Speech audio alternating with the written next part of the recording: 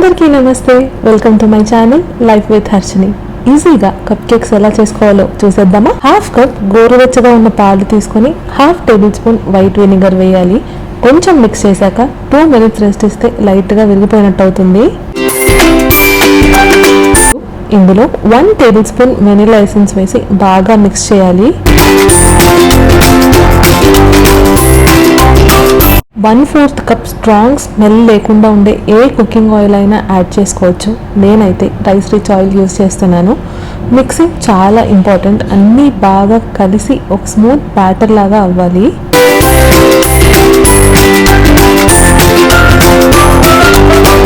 ఇప్పుడు 3/4 cup powder చేసుకున్న sugar వేసుకొని మళ్ళీ మిక్స్ చేయాలి. బ్యాటర్లో ఎక్కడ కూడా లంప్స్ లేకుండా క్లియర్గా ఉండాలి. 150 grams maida, 25 grams cocoa powder, 1 tablespoon baking powder, కొంచెం సాల్ట్ జల్లించి బ్యాటర్లో వేసి బాగా మిక్స్ చేయాలి. మళ్ళీ చెప్తున్నాను, బ్యాటర్ స్మూత్గా ఉండి తీరాలి. ఈ స్టెప్ ఆప్షనల్, వద్దు అనుకుంటే స్కిప్ చేసేయచ్చు.